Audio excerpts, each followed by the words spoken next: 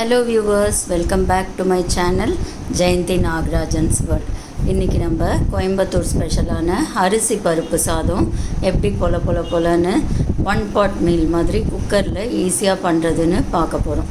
இது வந்து சாம்பார் சாதமே பொலன்னு இருந்தால் எப்படி இருக்கும் அந்த டேஸ்ட்டில் இருக்குது. உசிலின்னு ஒரு டிஃபன் இருக்கும் இல்லையா, அரிசியும் பயத்தம்பருப்பும் வச்சு பண்ணுவாங்க இல்லையா, அந்த டேஸ்ட்லேயும் இருக்குது. லஞ்ச் பாக்ஸ்க்கு ஏற்ற ரெசிபி இது. இதுக்கு நான் 3/4 டம்ளர் அரிசியும் 1/4 டம்ளர் துவரம் பருப்பும் சேர்த்து நல்லா வாஷ் பண்ணிவிட்டு ஒரு 10 நிமிஷம் ஊற வச்சுருக்கேன். இப்போ ஒரு பேனில் ஒரு குழிக்கரண்டி அளவுக்கு குக்கிங் ஆயில் நம்ம ஊற்றிக்கலாம். நெய்யும் எண்ணெயும் கலந்தும் ஊற்றலாம், இல்லை வெறும் எண்ணெய் கூட போதும். இதில் கடுகு, உளுத்தம்பருப்பு எல்லாம் நம்ம தாளிக்கிற ஐட்டமே தான்.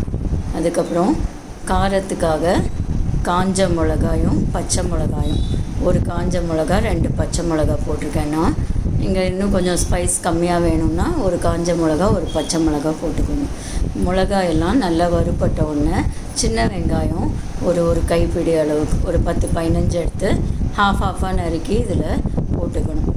ரொம்ப குட்டியாக இருந்தால் ஃபுல்லாக போடலாம், பெருசாக இருந்தால் ஹாஃபாக நறுக்கிக்கோங்க. இதோட கொத்தமல்லி கருவேப்பிலையும் சேர்த்து வதக்கிட்டு 2 தக்காளியை பெருசாக நறுக்கி போட்டுக்கணும். பொடியாக நறுக்கினோன்னா கலர் மாறிடும்.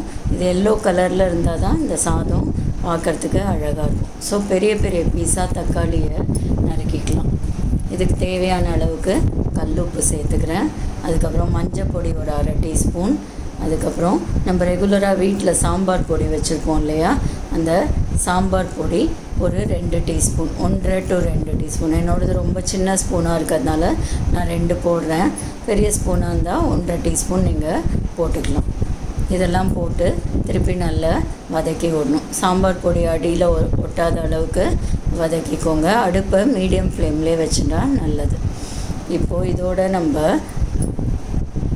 தண்ணி சேர்க்க போகிறோம். இப்போது 1 டம்ளர் அரிசி ப்ளஸ் பருப்பு 1 டம்ளர் இருந்ததுனால 2லேருந்து 2.5 டம்ளர் வரைக்கும் நம்ம தண்ணி சேர்க்கலாம். 2 டம்ளர் ஊற்றினோன்னா ரொம்ப உதிரியாக பிரியாணி மாதிரி வரும். அதனால் ஒரு 2.25 to 2.5 டம்ளர் அளவுக்கு ஊற்றினோன்னா கொஞ்சம் ஸ்டிக்கியாக அடைக்காமல் இருக்கும். இப்போ தண்ணி கொதிச்சிடுத்து. இன்னும் கொஞ்சம் கொத்தமல்லி ஃப்ளேவருக்காக நான் போட்டுக்கிறேன். இப்போ நம்ம அந்த தண்ணியை டேஸ்ட் பண்ணி பார்க்கணும், உப்பு பத்தறதான்னு. ஊற வச்ச அரிசி பருப்பை இதோட நம்ம சேர்த்துக்க போகிறோம். எல்லாத்தையும் சேர்த்து நல்லா கலந்து விட்டுக்கலாம். இப்போ உங்களுக்கு மசாலா ஃப்ளேவர்லாம் பிடிக்கும்னா நீங்கள் தாளிக்கும் போதே ஒரு பட்டை, ஒரு 2 கிராம்பு, ஒரு ஏலக்காய் அந்த மாதிரி கூட தாளித்தா ஒரு மசாலா ஃப்ளேவரோடு உங்களுக்கு அரிசி பருப்பு சாதம் கிடைக்கும். நான் இன்றைக்கி ப்ளெயினாக தான் பண்ணியிருக்கேன். அரிசி பருப்பை போட்டுட்டு நம்ம குக்கரை மூடி வெயிட் போட்டுடணும்.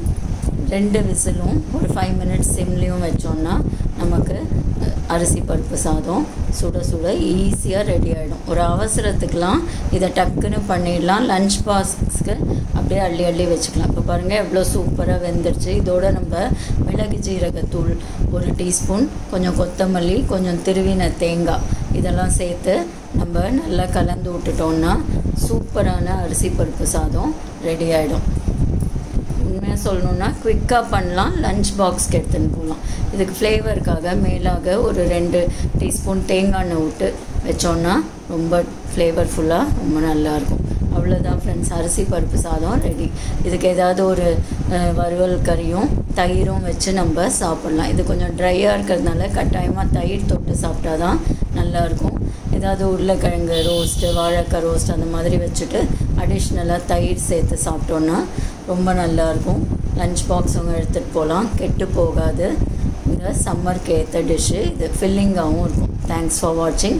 Please subscribe for more interesting